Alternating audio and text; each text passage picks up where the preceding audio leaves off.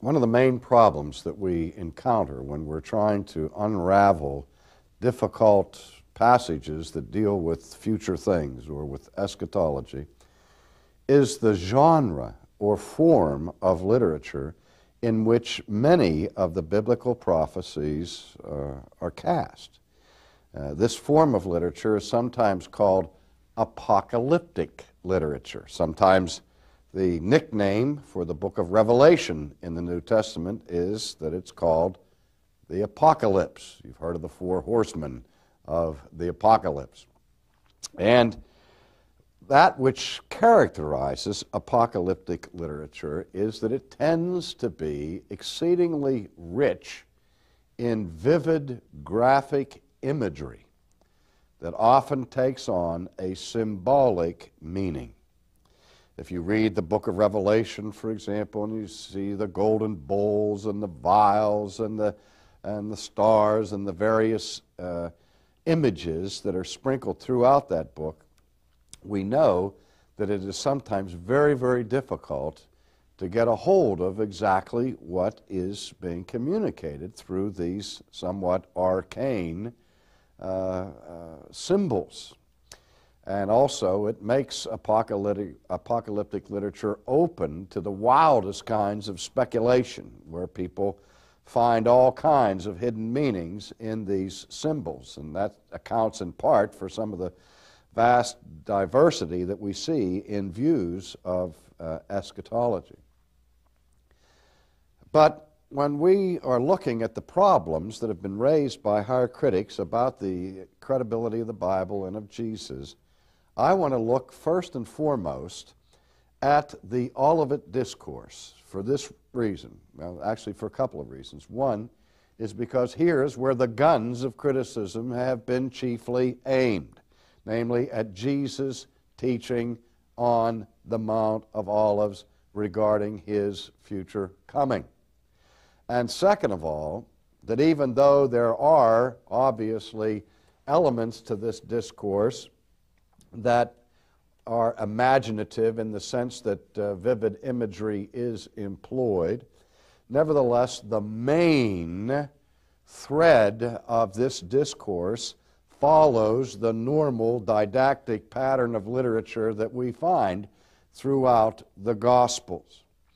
And also, we see that the content of the Olivet Discourse is contained in all three of the so-called synoptic Gospels, so that we have Matthew's version in Matthew 24, Mark's version in Mark 13, and Luke's version in the 21st chapter of his Gospel. So one of the interesting things, that if you have the time to do it, is to look at a harmony of the Gospels and compare in side columns the various nuances that are provided by all three of the synoptic writers. But again, this passage that is so crucial to our consideration of eschatology is called the Olivet Discourse because it was a discussion that Jesus had with his disciples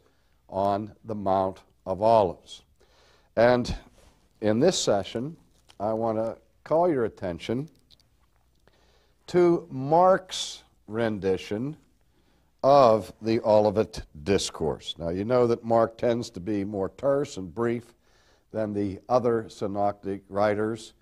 In fact, one of the key Greek words that is found in Mark's short gospel is the word euthus, which means straightway or immediately. I mean, you can read Mark at one setting and you almost are out of breath by the time you're finished because it moves at such a rapid pace. Well, we look at the 13th chapter of Mark's Gospel and we read these words. Then as he, that is Jesus, went out of the temple, one of his disciples said to him, Teacher, see what manner of stones and what buildings are here. And Jesus answered and said to him, Do you see these great buildings? Not one stone shall be left upon another that shall not be thrown down. Now, let me comment on this. Obviously, the progression here is that the disciples have left the temple complex, and if you've ever been to Jerusalem, you know that the Mount of Olives is a stone's throw away from the city of Jerusalem. It overlooks the city of Jerusalem. There's a valley in between. And the wall that is facing the Mount of Olives is the temple wall. And so, obviously, as they are leaving the temple area, Jesus makes this comment as he and his disciples are headed toward the Mount of Olives. He said, you see these stones here, not one stone will be left upon another. Now, one of the great ironies of this whole discussion about the credibility of the New Testament and the credibility of Jesus is that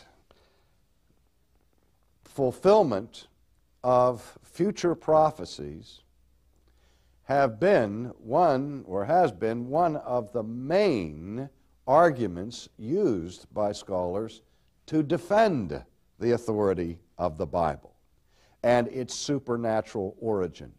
Because how else could events that take place many, many years or centuries after the prophecy has been given, can we explain fulfilled prophecies, like the thousands of prophecies that have been fulfilled in the life of Jesus, down to the village in which he was born, that sort of thing?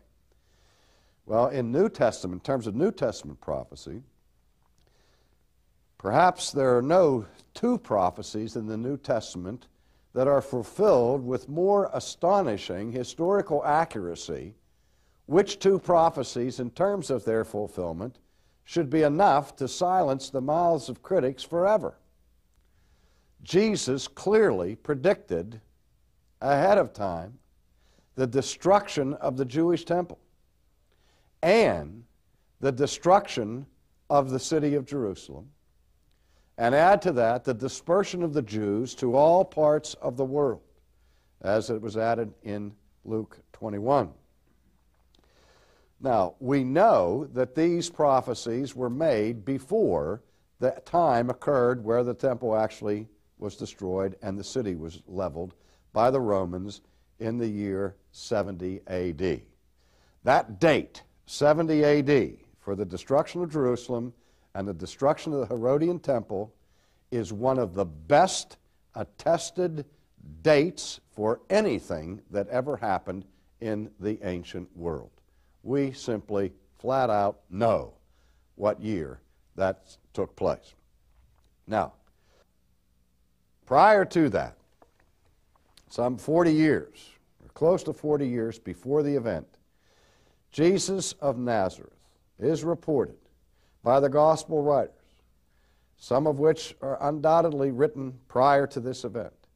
He predicts a future event that was absolutely unthinkable to the Jew of that day, to say that that temple with its Herodian stones, which is one of the wonders of the ancient world, would be completely razed, and that for the Jew to think that the sacred city of Jerusalem would be annihilated and trodden underfoot by Gentiles was not something that people guessed at by way of projecting prognostications.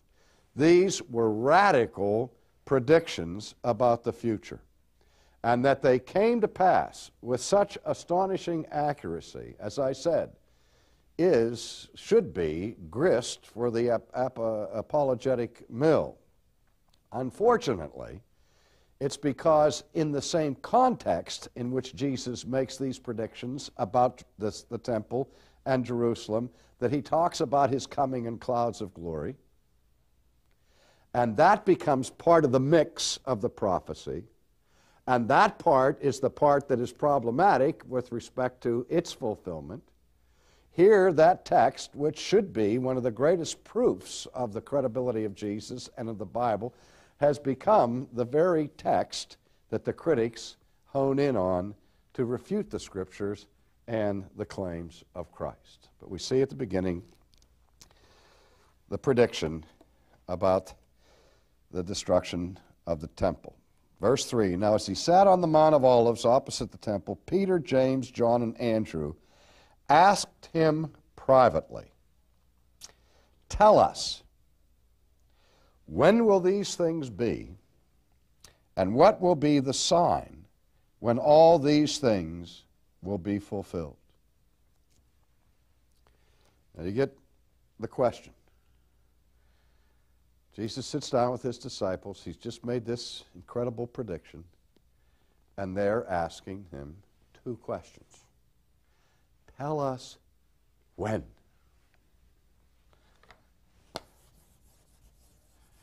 Not where, not how, not what, not who. When? That is a question with respect to time. The disciples want to know when this is all going to happen. It's as simple as can be. It's plain interrogative here. And the second question is, what will be the sign?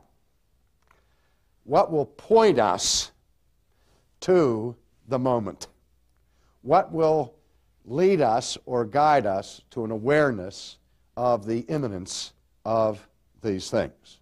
When will all of these things take place? What will be the sign? Well, those are the questions. And Jesus, answering them, began to say, "Take heed that no one deceives you. For many will come in my name, saying, 'I am he,' and will deceive many. But when you hear of wars and rumors of wars, do not be troubled, for such things must happen, but the end is not yet. For nation will rise against nation, kingdom against kingdom, and there will be earthquakes in various places. There will be famines and troubles. These are the beginnings of sorrows." Now, these things that Jesus just spells out have to do with the answer to the question of what will the sign of the fulfillment of all these things be. And in popular nomenclature, these events that he talks about that have to take place, wars and rumors of wars, nations rising against nations, famines, earthquakes, and all of that sort of thing, are popularly called in Christian nomenclature what? The signs of the times. Just recently, I read an article where somebody was giving a study of the increased frequency of measurable earthquakes in the 20th century over earlier centuries, the number of famines that have been reported around the world, the amount of violence that's been recorded in the 20th century with the wars and rumors of wars that we've had, all in the service of coming to the conclusion that Christ is coming any day now, because we're seeing the signs of the times rapidly being fulfilled. So again, the majority of futuristically oriented interpreters of the Olivet Discourse see all of these things that Jesus is saying here as signs that will not take place until literally thousands of years after the time that the prophecy was first made. These are the beginnings of sorrows, but watch out for yourselves. Now notice in verse 9, Jesus says to his disciples, "Watch out for yourselves, for they will deliver you up to councils, you will be beaten in the synagogues, you will be brought before rulers and kings for my sake, for a testimony to them, and the gospel must first be preached to all the nations. But when they arrest you and deliver you up, do not worry beforehand or meditate what you will speak, but whatever is given to you in that hour, speak that. For it is not you who speak, but the Holy Spirit. Now brother will betray brother to death, and father his child, and children will rise up against parents and cause them to be put to death. And you will be hated by all for my name's sake, but he who endures to the end shall be saved." Now,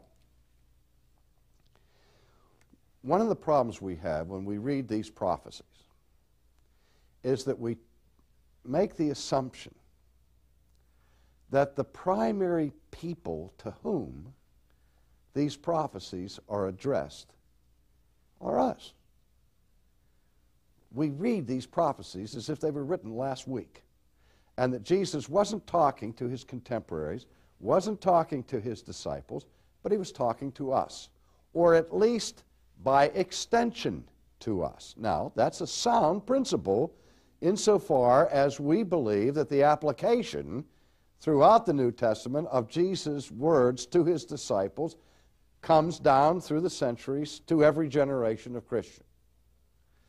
But again, let us not forget that here Jesus is answering a question to specific people at a specific time in history when they said to him, "When will these things take place?" And he says, certain things have to take place first. And then he says to them, "But you will be brought before kings and rulers and suffer persecutions." Now let me just pause for a second and ask the question. Did that part of the prediction take place, according to the book of Acts, to the contemporaries of Jesus who heard that warning? Yes. I mean, they were indeed persecuted at that time. So watch for yourselves, for they will deliver to you to councils, you will be beaten, you will be brought, you, when they arrest you, and so on. Then verse 14, "So when you see the abomination of desolation spoken of by Daniel the prophet, standing where it ought not, let the reader understand," and this is a very mysterious part of the text, "then let those who are in Judea flee to the mountains. Let him who is on the housetop not go down into the house, nor to take anything out of his house, and let him who is in the field not go back to get his clothes. But woe to those who are pregnant, and to those who are nursing babies in those days. And pray that your flight may not be in winter, for in those days there will be tribulation, such has not been seen since the beginning of the creation which God created until this time, nor ever shall be. And unless the Lord had shortened these days, no flesh would be saved. But for the elect's sake, whom he chose, he shortened the days." Now, here we hear about the abomination of desolation, and we hear about the great tribulation. Popularized in the best-selling book, The Late Great Planet Earth. And all of the arguments and discussions that go on among Christians today about whether Jesus is going to come before the tribulation, during the tribulation, or after the tribulation. But along with this forecast of a tribulation, and it's all part of answering the question, when will these things be? Jesus gives specific directions on how to avoid the tribulation. When you see these things take place, flee. If you're in Judea, head for the hills.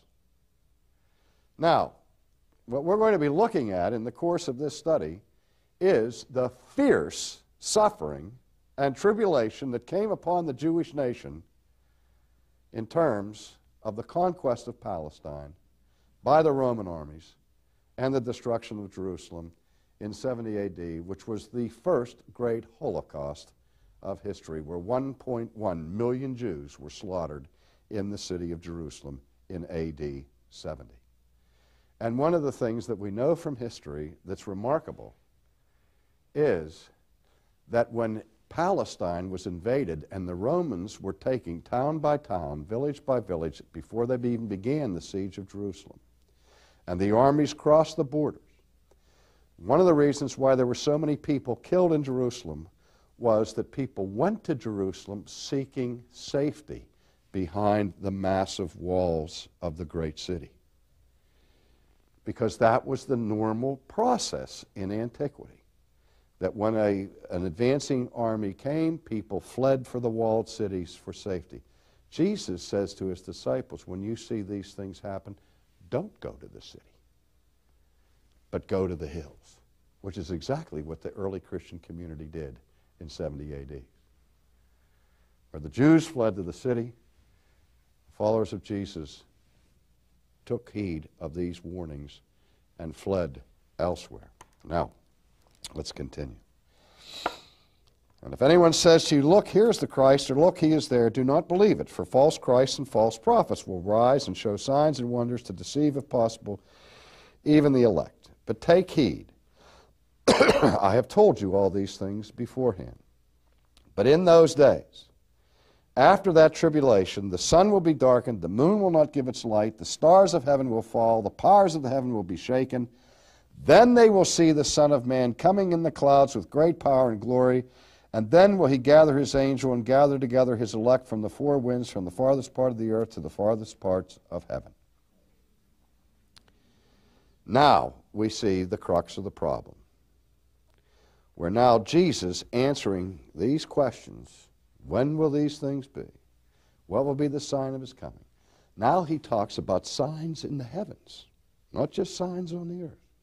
Astronomical perturbations. The sun doesn't give its light, the moon, and so on.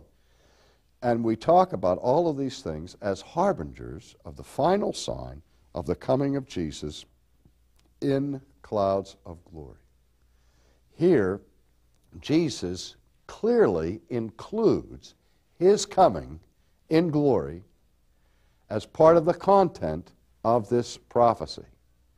And it's that part that later on in the text is included when he says, assuredly, I say to you, this generation will by no means pass away till all of these things take place. Heaven and earth will pass away, but my words will by no means pass away. So, included in this future prophecy is not just the destruction of the temple, and not just the destruction of the city of Jerusalem, but also Jesus' clear prediction of his coming at the end of the age on clouds of glory. And all of these things, he says, are going to take place before that generation passes away. Now, what do we do with this? Well, there are several options. The first option is the option that the critics give, namely that Jesus was simply mistaken, that he meant by this generation that living group of people who would last for no more than 40 years. And it didn't happen. He was wrong.